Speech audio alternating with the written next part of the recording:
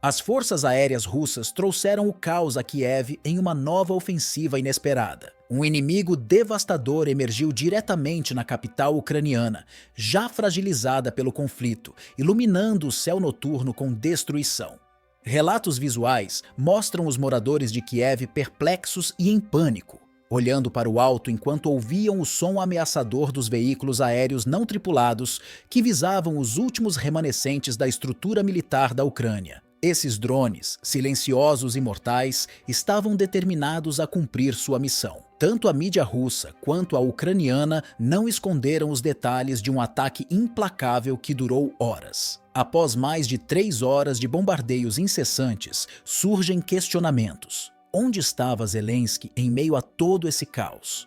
A madrugada em Kiev foi rompida pelo estrondo das explosões e o eco contínuo das sirenes antiaéreas. A cidade, que já foi motivo de orgulho nacional, agora se encontrava à mercê de um ataque aéreo sem precedentes, mergulhando o governo de Zelensky em um cenário de medo e desordem. A chegada desse novo adversário, conhecido como os drones Harpia 1A, marcou uma nova fase no conflito.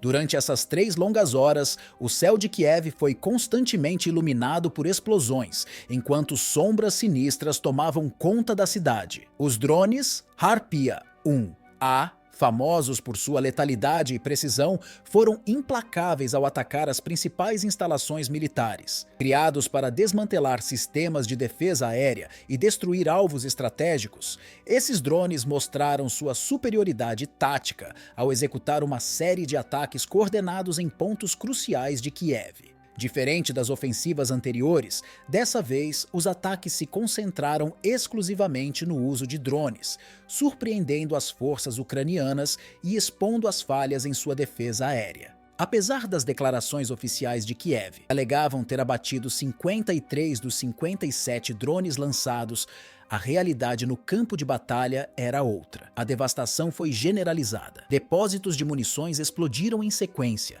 aeroportos estrategicamente importantes foram destruídos e instalações militares cruciais foram reduzidas a escombros. As explosões não apenas causaram danos imediatos, mas desencadearam uma série de incêndios incontroláveis, cujas chamas se erguiam no horizonte como colunas de fogo, visíveis a quilômetros de distância. O céu, antes escuro e tranquilo, estava agora coberto por uma densa nuvem de fumaça, e o odor de pólvora queimando se espalhava pela região, impregnando o ar de uma lembrança amarga da brutalidade do conflito.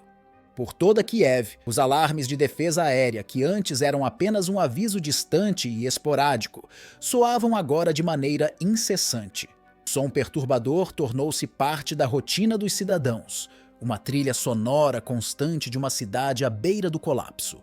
O medo e a confusão se espalhavam por cada esquina, com a população tentando buscar refúgio a cada novo alerta, sem saber se o próximo ataque atingiria suas casas ou se aproximaria ainda mais do centro urbano. As ruas antes vibrantes de Kiev estavam agora desertas, com edifícios danificados e o constante eco das sirenes sendo os únicos sinais de vida. As forças ucranianas, embora tentassem reagir, enfrentavam dificuldades crescentes. Ataques simultâneos vindos de 3 frentes distintas, ao norte, leste e oeste, deixaram as defesas do país sobrecarregadas e incapazes de conter a ofensiva. Os ataques concentrados em Boryspil, Obukiv e Vasylkiv, áreas estratégicas devido à presença de bases militares e infraestrutura essencial, transformaram essas regiões em cenários de destruição total. As tropas locais, embora corajosas em seus esforços,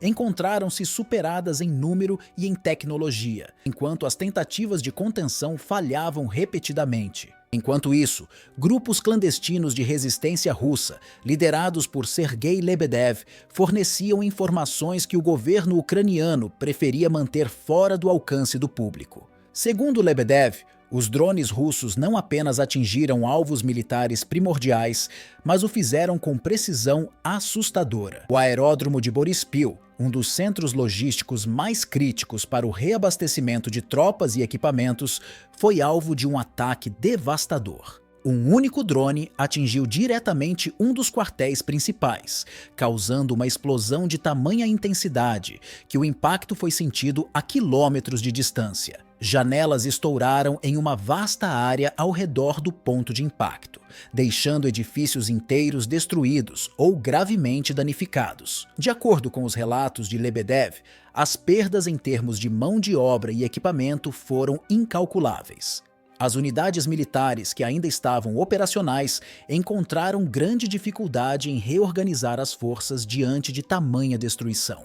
Além disso, o impacto psicológico nos soldados ucranianos foi severo, com a incerteza sobre onde o próximo ataque poderia ocorrer. Esse ataque, coordenado com drones, não apenas destruiu estruturas críticas, mas também desmoralizou as tropas e a população, evidenciando a capacidade russa de lançar ofensivas precisas e devastadoras, mesmo em áreas fortemente defendidas. Os ataques em Obukiv e Vassilkiv seguiram um padrão semelhante. Em Obukiv, os depósitos de munições foram atingidos por uma série de drones, que resultaram em explosões em cadeia, destruindo suprimentos vitais para a resistência ucraniana. As explosões foram tão intensas que ecoaram por horas, iluminando o céu noturno e criando um espetáculo aterrador de fogo e destruição. Em Vassilkiv, uma importante base militar foi completamente arrasada, com os drones atingindo seus principais alvos em questão de minutos, transformando a área em um campo de destroços em chamas. A gravidade da situação ficou clara não apenas pelas perdas materiais, mas também pelo colapso das rotas de abastecimento e evacuação. Caminhões militares e veículos de emergência corriam para os locais atingidos, tentando salvar o que fosse possível, mas a destruição era tão vasta que, em muitos casos, nada restava além de ruínas.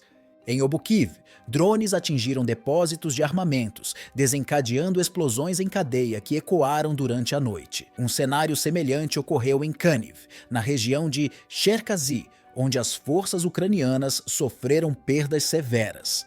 As explosões em Kaniv foram de tal magnitude que se acredita que muitos soldados ucranianos tenham sido mortos ou feridos. A dimensão das destruições ficou evidente pelo grande número de veículos de emergência e caminhões militares que foram mobilizados para os locais atingidos. As ferrovias ucranianas, essenciais para o transporte de tropas e suprimentos, também foram duramente atingidas pelos recentes ataques. Um importante entroncamento ferroviário localizado na estação de Fastev, nos arredores de Kiev, foi destruído por drones.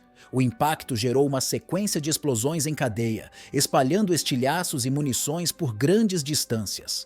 Relatos de testemunhas indicam que os projéteis foram lançados a centenas de metros, criando sérios riscos tanto para civis quanto para equipes de socorro. A introdução dos drones Harpia 1 neste conflito trouxe uma nova fase na estratégia militar russa. Dotados de tecnologia de ponta, esses drones possuem a capacidade de evitar os sistemas de defesa inimigos e realizar ataques com precisão cirúrgica. A decisão de confiar exclusivamente no uso desses drones reflete uma mudança tática clara, que visa reduzir as baixas russas enquanto aumenta a destruição de infraestruturas críticas do inimigo. Embora as forças ucranianas insistam que estão se ajustando a essa nova ameaça, a realidade no campo de batalha conta uma história diferente. A quantidade de explosões e incêndios indica que os sistemas antiaéreos da Ucrânia foram completamente sobrecarregados. A ausência de informações precisas por parte das autoridades ucranianas apenas contribui para o agravamento da situação, fomentando especulações e ampliando o medo entre a população. Os cidadãos observam, cada vez mais, como seu país foi conduzido a um caminho trágico, deixando todos em constante estado de alerta. Esse momento reflete uma fase crítica no conflito, onde a incerteza e o perigo permanecem sempre presentes. O vídeo fica por aqui, e se quiser apoiar o canal, deixe seu like e sua inscrição. Até a próxima!